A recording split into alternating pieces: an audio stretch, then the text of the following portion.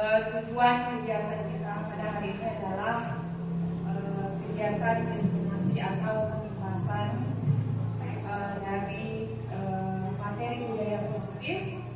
Adapun kegiatan ini adalah rangkaian kegiatan yang wajib saya selesaikan dari kegiatan program pendidikan guru penggerak angkatan 9 yang saya ikuti sekarang. Budaya positif ini sebenarnya adalah salah satu dari isi modul dari sekitar 10 modul yang harus diselesaikan. Sekarang baru sampai 4, dari baru 33%.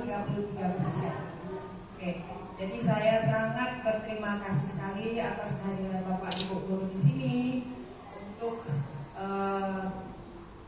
berbagi. Sebenarnya saya ini berbagi informasi, jadi bukan maksudnya saya ini mengguru ya.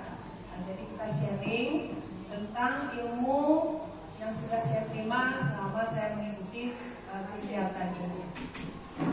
Oke. Selamat datang Bapak Wakil Oke. Pada kegiatan ini yang dibahas adalah budaya positif. Ya, budaya positif. Kalau kita membahas tentang budaya, ya, mungkin dari kita semua sudah paham lah ya apa budaya itu termasuk dalam kebiasaan. Ya, kebiasaan. Ya, nanti muncul karakter, ya, karakter. Oke. Di sini yang kita bahas adalah budaya positif di sekolah. Oke. Sebelum kita masuk ke materi,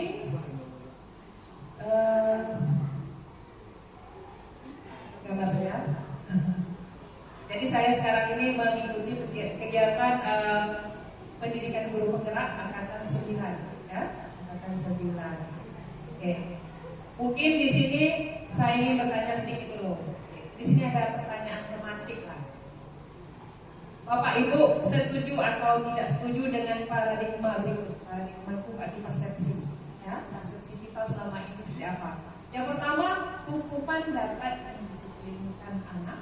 Yang kedua, pemberian hukuman dengan hal yang positif seperti membaca, pastikan anak sekolah, ya kan, dapat meningkatkan disiplin anak. Mungkin yang nomor 2 ini sering kita lakukan. Oke.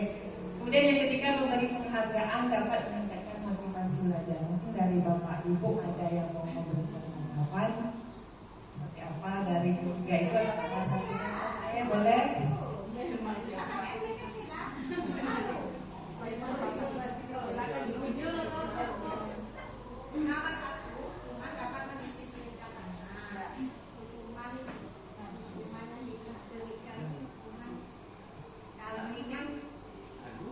Tidak mendisiplinkan anak. Kalau berat nanti terjadi apapun dengan anak, apa itu ya? Jadi hukuman apa yang dapat dijalankan? Jadi setuju ya. Kalau yang nomor 1 itu tidak setuju, tapi nomor 2 setuju. Ya, makasih. Ya, tepuk tangan dulu untuk Oke, terima kasih Ibu Catur atas pendapatnya. Mungkin dari Bapak Ibu yang lain. Kita tampung dulu ya Bu. Oke. Ada? Boleh Pak Kelai. Masalah paradigma yang ditampilkan ada 3 poin di depan ini. Yang nomor 2, nomor 3 saya setuju. Nomor 1 saya setuju. Nah, kebanyakan kita tidak setuju dengan hukuman cara mendisiplinkan anak. Sebenarnya mendisiplinkan anak dengan hukuman, kita lihat hukuman seperti apa gitu. Jangan terlalu keras. Istilahnya bagaimana hukuman itu dapat merubah pola pikir anak dari yang tidak benar menjadi lebih dia berpikir, oh ini masalahnya sebenarnya. Jadi anak, menghukum anak itu mengajak dia berpikir, tidak hanya dia suruh membersihkan halaman sekolah segala macamnya, tetapi bagaimana hukuman ini dapat mengedepankanlah pemikiran anak itu bahwa dia salah.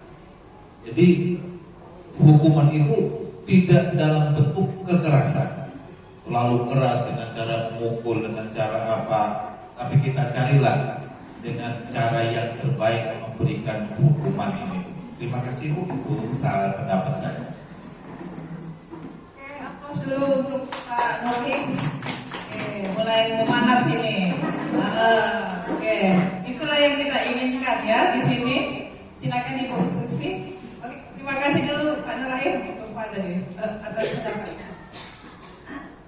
Terima kasih atas kesempatan yang diberikan kepada kami. Baiklah, dari pertanyaan romantik ini ada 3 pertanyaan yang ingin saya berikan pandangan atau pandangan saya terhadap pertanyaan romantik ini. Kalau menurut saya, pemberian hukuman itu sudah sering kita lakukan dalam kehidupan. Andai kata boleh kita mengubah tata krama dan tata cara, bagaimana hukuman itu bukan lagi menjadi sebuah hukuman, tapi kita tingkatkan sebuah kesadaran. Contoh, kemarin saya pernah memberitahu bahwa pada saat visi dan misi itu, saya ingin anak itu mulai masuk pintu gerbang, mereka sudah sadar. Sadarnya apa? Masuk mereka di pintu gerbang, dari atas kepala sampai ujung kaki, mereka sudah sadar sendiri bahwa mereka salah. Tanpa kita tegur, tanpa kita lakukan hukuman, tapi mereka sudah tahu bahwa yang saya lakukan salah, sehingga mereka akan mengatakan begini, Pak, maaf ya, hari ini saya terlambat karena saya begini-begini, tapi karena saya tidak bisa mengatakannya dengan baik, akhirnya saya terlambat. Itu namanya dia sudah sadar. Jadi keinginan saya adalah bagaimana meningkatkan kesadaran siswa. Mungkin dengan cara bagaimana kita menanamkan kepada anak itu pentingnya sebuah pendidikan, tanpa dipukul, tanpa diketuk, tapi mereka tahu bahwa mereka sudah bersalah. Harapan saya adalah bagaimana memancingkan seorang anak, mereka sadar tanpa dipukul, mereka tahu tanpa dihukum. Jadi mereka itu dirangkul. Itu menurut saya. Dan saya senang sekali dengan poin yang ketiga, memberikan sebuah penghargaan. Kenapa? Walaupun mereka bersalah, kita berikan sebuah penghargaan. Kenapa? Karena mereka sudah sadar bahwa kesalahan yang mereka lakukan itu kita berikan. Alhamdulillah kamu mengerti bahwa yang kamu lakukan itu salah, sehingga untuk masa yang akan datang tidak akan melakukan itu lagi. Diberikanlah semacam penghargaan, diberikan reward untuk mereka, sehingga mereka tidak akan melakukan itu lagi. Hanya ini dapat saya sampaikan. Assalamualaikum warahmatullahi wabarakatuh.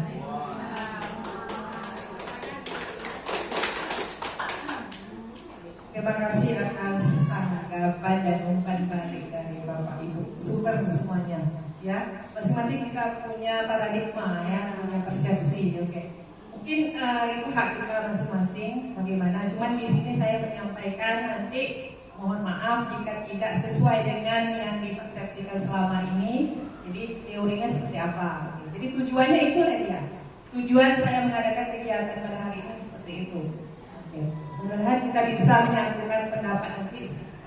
Sebenarnya tujuan kita adalah untuk mewujudkan, ya, siswa yang berkarakter sebenarnya di sini, ya. Salah satunya dengan menciptakan budaya positif di sekolah. Oke, terima kasih atas jawabannya. Saya tampung dulu. Nanti kalau saya simpulkan dari Ibu Catur tadi, untuk pemberian hukuman itu setuju jika sesuai dengan porsinya, ya. Begitu juga pada Pak Anto tadi, kemudian Pak Ibu Susi juga seperti itu. Oke. Nah, untuk menjawab pertanyaan ini, ya, kita punya persepsi masing-masing. Oke. Kita lihat dulu materinya seperti apa, ya. Oke. Jadi untuk budaya positif ini, dalam rangka menciptakan lingkungan positif, salah satu strategi yang perlu kita tinjau kembali adalah penyerapan disiplin di sekolah kita? Apakah telah efektif? Apakah masih perlu ditinjau kembali? Oke.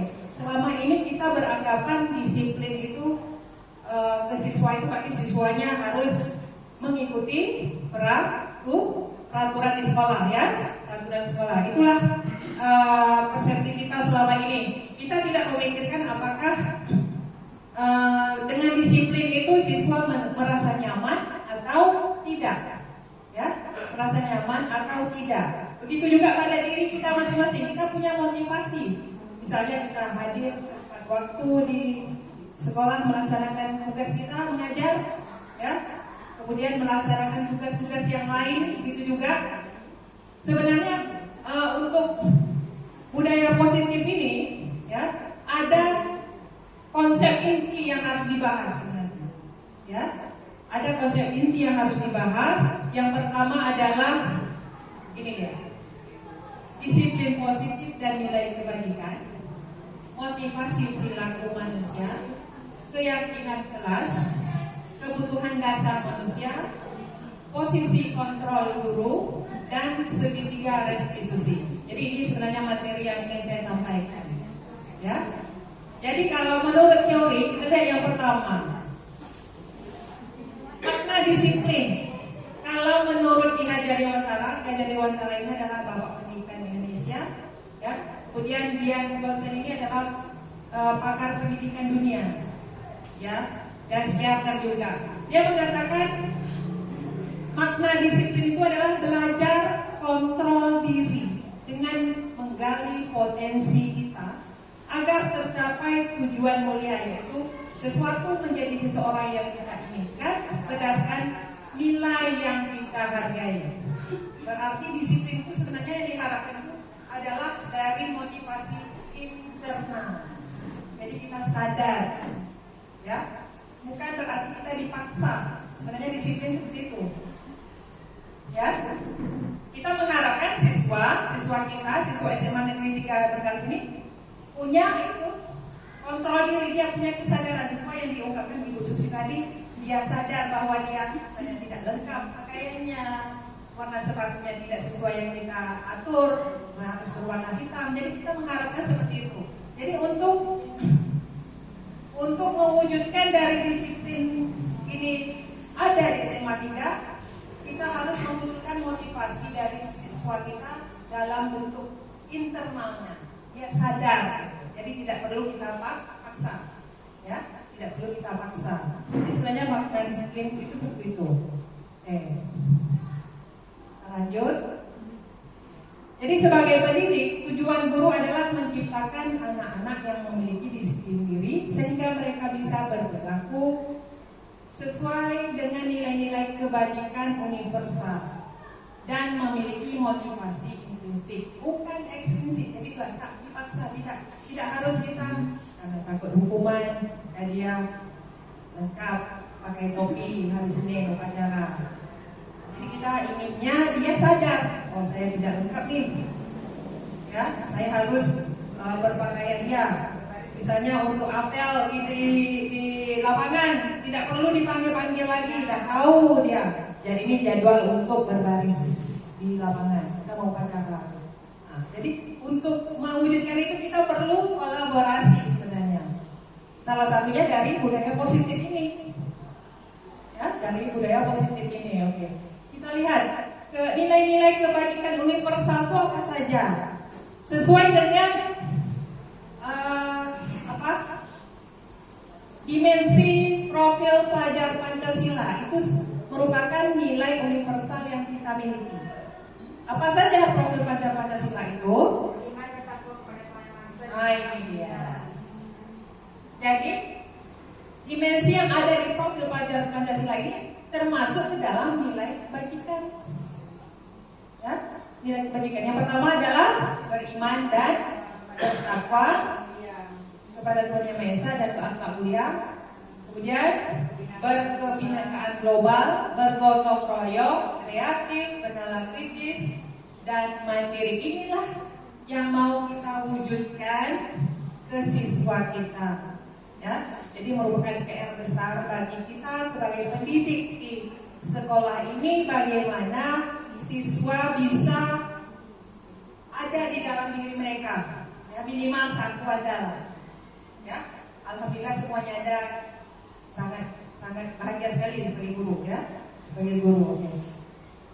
Jadi nilai-nilai kebajikan 6 ya, 6 dari 6 nilai kebajikan ini menjadi landasan untuk menentukan visi dan misi dari sebuah institusi. Sesuai dengan yang kita rumuskan kemarin, mungkin dari sini Bapak Ibu ada yang ikut kemarin yang menyusun visi misi itu seperti apa, ya? Okay. Nah, jadi dalam berperilaku, misalnya siswa tuh, ya, siswa itu dia punya motivasi. Ada 3 motivasi yang bisa menjadi landasan dalam manusia berperilaku. Pertama adalah untuk menghindari ketidaknyamanan atau hukuman itu tadi. Nah, dia pakai sepatu warna hitam, takut kena hukum. Berarti itu kira-kira berasal dari dalam diri siswa atau dari luar?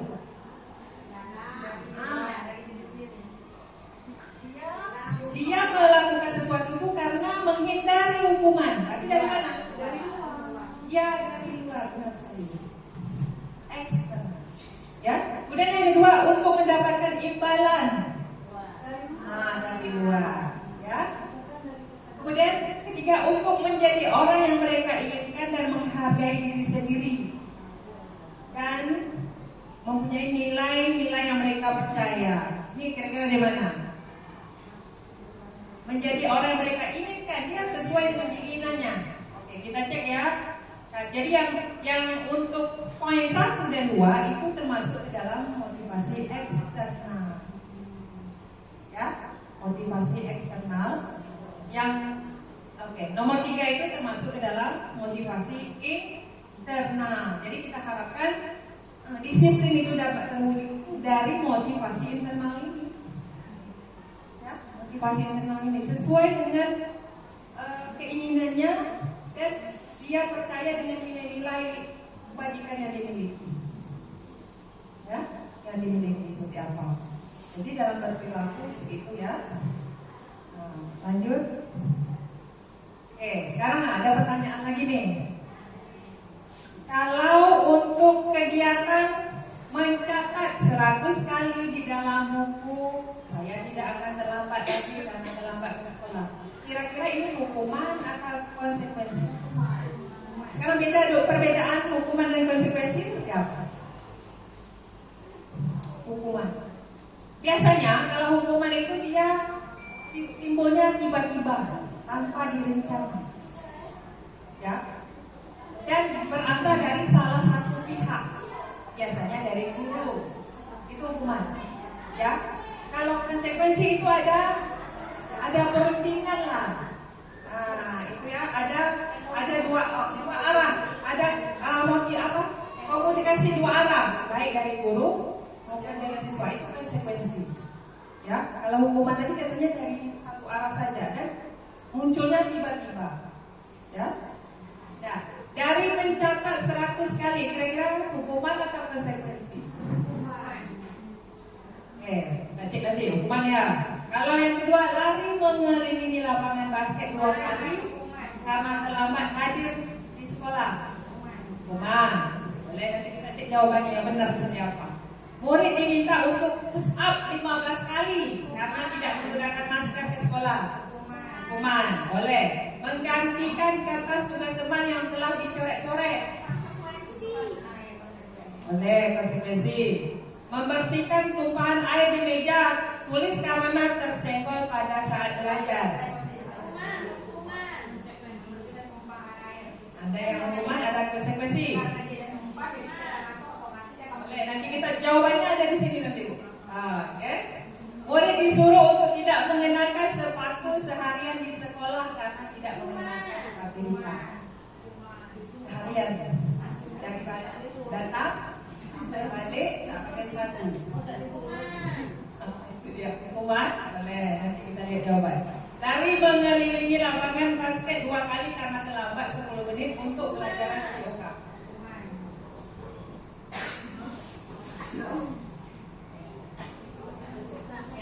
Kita cek jawabannya.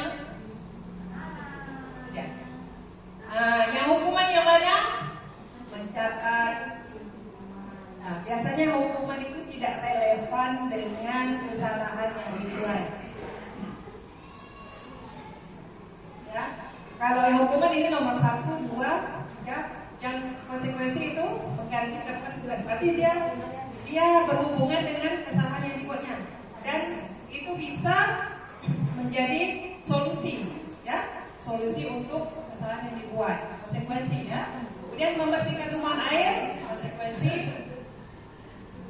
Ini tanggal sepatu satu hari karena sepatunya tidak ditahu, itu adalah hukuman, ya. Oke. Kalau yang lari mengiringi itu konsekuensi. Mengapa konsekuensi? Ya benar itu, sesuai dengan pelajarannya, relevan, ya, relevan. Jadi itu perbedaannya antara hukuman dan konsekuensi, ya, konsekuensi. Jadi sebenarnya tindakan ini salah satunya mungkin dari sekian banyak ini pernah kita buat, ya, pernah kita buat. Sebenarnya tujuan kita baik sebenarnya, ya kan? Tidak ada yang bertujuan negatif siswa, semuanya untuk kemaslahatan siswa semuanya, ya, supaya terwujudnya siswa yang itu tadi tujuan kita sesuai dengan profil pelajar Pancasila tadi, ya. Oke, kita tahu ya, ini dia termasuk ke dalam hukuman atau konsekuensi. Oke.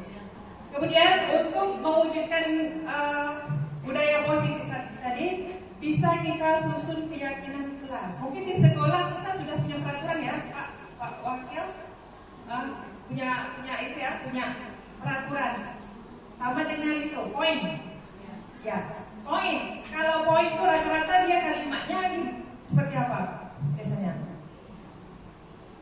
Tidak ada kata tidak nggak di dalamnya? Kalau poin kita dilarang. Ya, oke. Ya, oke. Di sini oke. Konsep keyakinan kelas sebenarnya itu sama mirip dengan peraturan kelas, cuman ada perbedaan, ya, ada perbedaannya. Oke. Jadi keyakinan kelas ini merupakan turunan dari peraturan yang sudah ada. Misalnya kita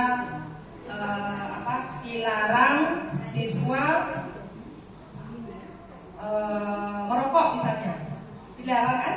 Dilarang siswa merokok. Berarti dilarang itu ada makna negatifnya. Berarti dilarang itu negatif. Kalimatnya bukan maksud apa, ya, bukan maksud dari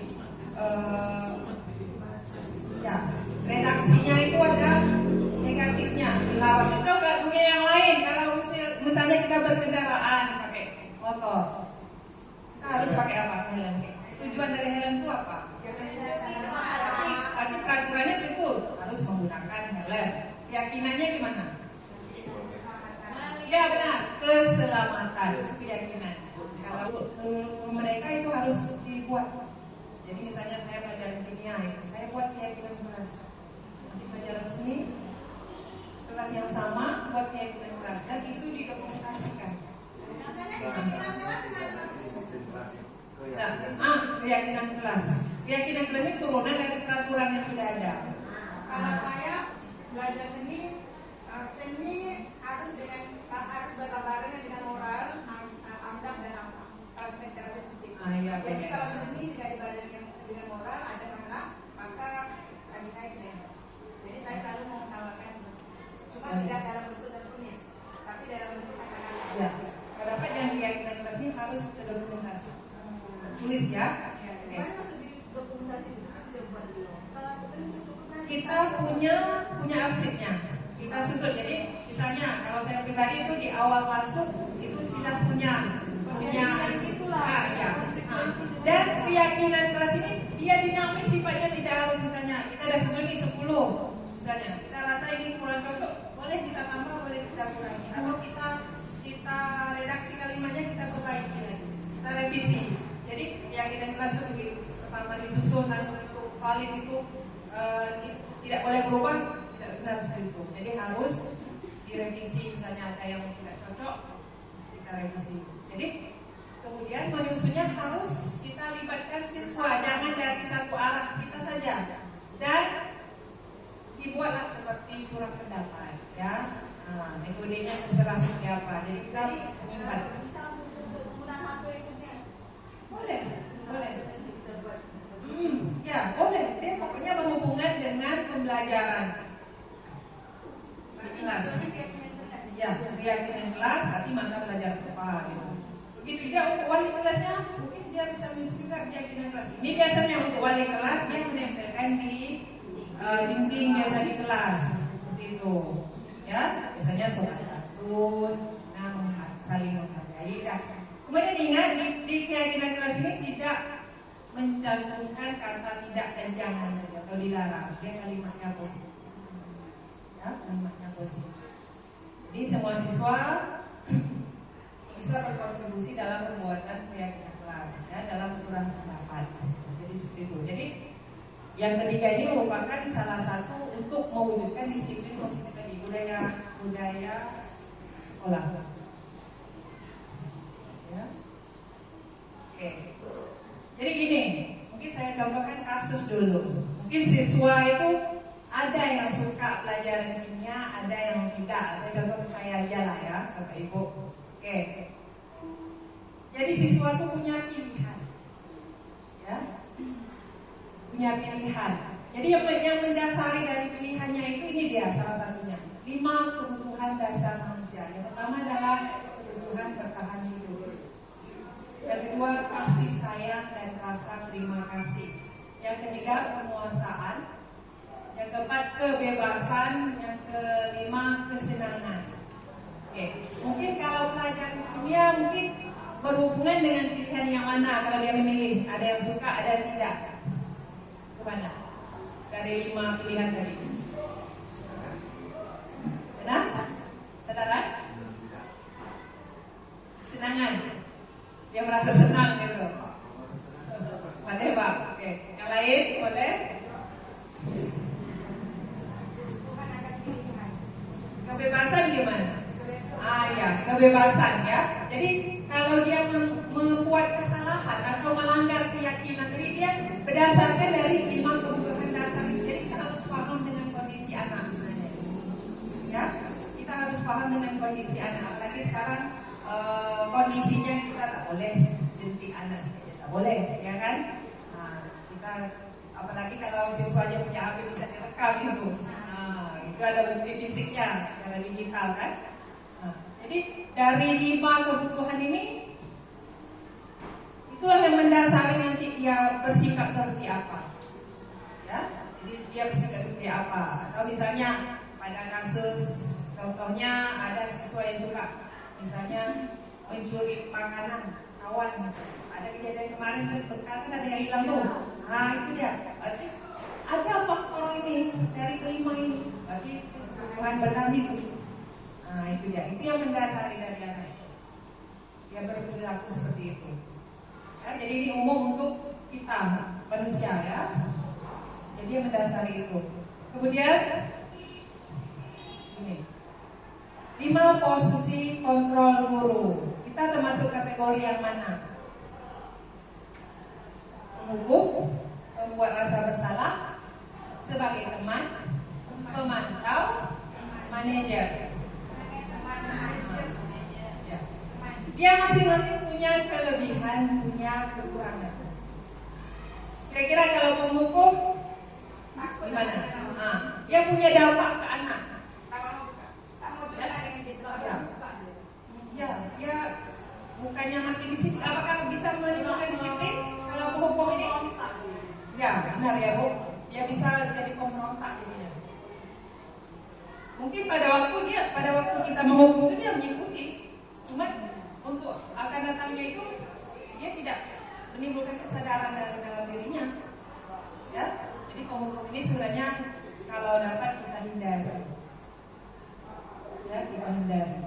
Kemudian kalau pembuat rasa bersalah,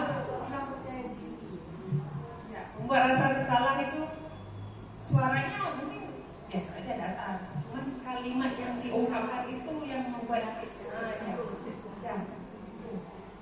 Jadi 1 dan 2 penghukum dan membuat rasa bersalah ini dapat kita hilangkan.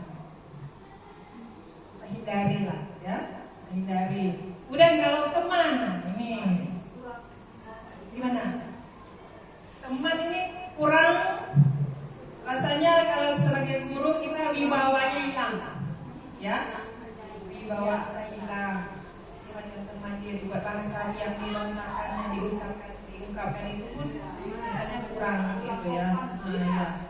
Dan untuk teman ini biasanya ya anak itu akan memilih, misalnya dia berteman dengan guru A, mungkin guru B tidak, dia akan memilih. Ya, jadi tidak secara keseluruhan dia dapat berkomunikasi dengan guru. Jadi teman ini kurang efektif juga, ya, sebagai kontrol guru. Kemudian yang pemantau, monitor, ya kita mengamati, ya, mengamati ini direkomendasikan juga sebagai kita untuk mengelola siswa, ya. Cuma yang lebih bagusnya adalah sebagai manajer. Oke. Itu yang paling ideal. Ya, yang manajer ini kita ada komunikasi dua arah, ada kesepakatan. Ya, ada kesepakatan. Jadi untuk manajer ini, misalnya kita memecahkan kasus siswa, bisa diterapkan ada namanya segitiga restitusi. Ya, segitiga restitusi. Apa itu segitiga restitusi?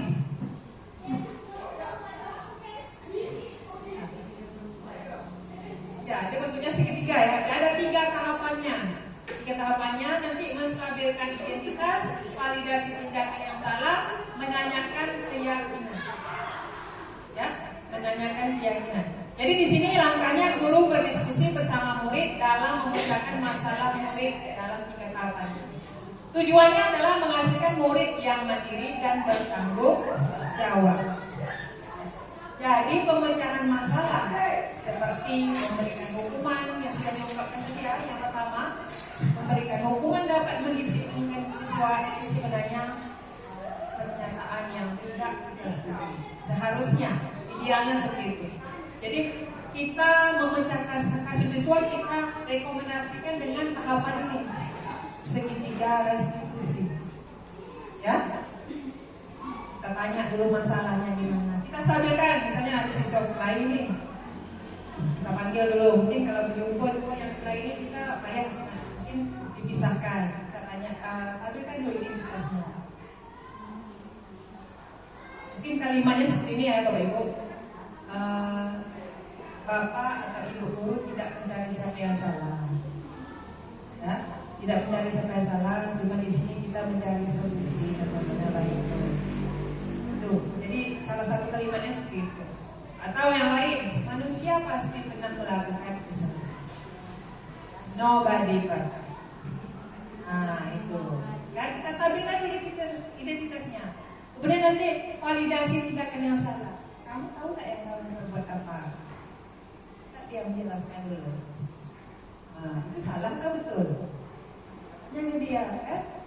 Kemudian menanyakan keyakinan.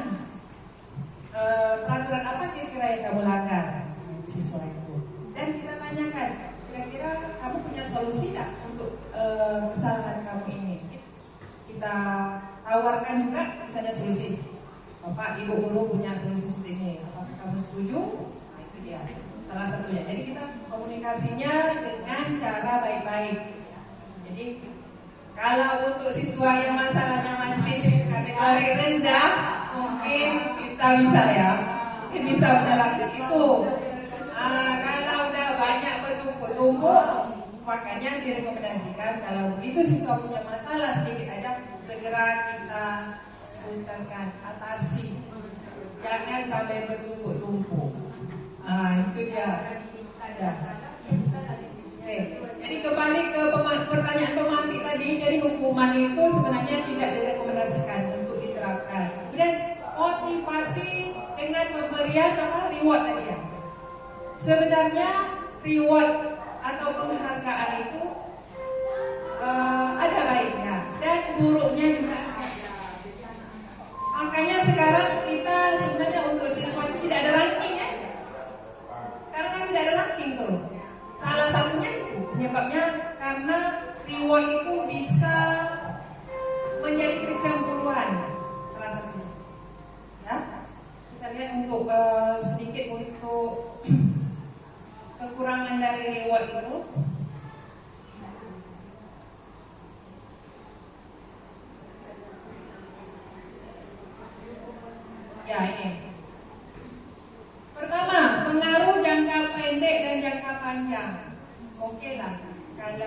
anak-anak kita pandai gitu, dapat juara gitu kan, berbangga lah kita. Bagaimana dengan perasaan anak yang urutan yang terakhir-akhir ini? Itu berbekas di hati mereka. Dan siswa kita sebenarnya punya potensi masing-masing, punya keunikan. Makanya sekarang itu di kurikulum mereka tidak diterapkan perantingan. Jadi dia punya kelebihan masing-masing. Mungkin si A jago matematika, jago fisika, jago kimia. Mungkin kalau untuk seni dia tak bisa, ya kan? Tak bisa. Atau si B jago dalam seni, kalau hitung-hitung dia tak bisa. Nah itulah dia. Sekarang ini makanya tidak diterapkan ranking itu. Ranking itu termasuk reward juga. Bagaimana cara memberikan untuk siswa yang berprestasi ini? Kita lakukan apresiasi. Ya, apresiasi. Apresiasi itu bisa dalam bentuk perhatian, kalimat, ya. Nah, itu dia apresiasi. Oke. Untuk yang penghargaan tadi, dampak negatifnya selain perjangkauan pendek dan jangka panjang, penghargaan dapat menghukum bagi siswa yang tak dapat. Yang tak dapat penghargaan tadi, ya, merasa gimana dia. Kemudian penghargaan mengurangi ketepatan. Ya, kalau udah ada penghargaan baru nak dibuat. Ya, baru nak dibuat. Nah, jadi itu. Kemudian penghargaan tidak efektif. Penghargaan merusak hubungan. Jadi yang tak dapat juara dengan yang dapat juara ini gimana lah hubungannya, relationshipnya gimana? Ya kurang baik. Oke, kesimpulan yang dapat kita ambil untuk pertemuan kali ini, kegiatan ini adalah ya, kalau ada disiplin positif, itu ada disiplin negatif sebenarnya. Kan? Yang kita inginkan itu adalah sebenarnya disiplin positif dari dan mewujudkan nilai-nilai kebajikan tadi, yang profil pelajar Pancasila tadi. Kemudian untuk posisi guru yang direkomendasikan itu adalah yang paling idealnya adalah sebagai manajer.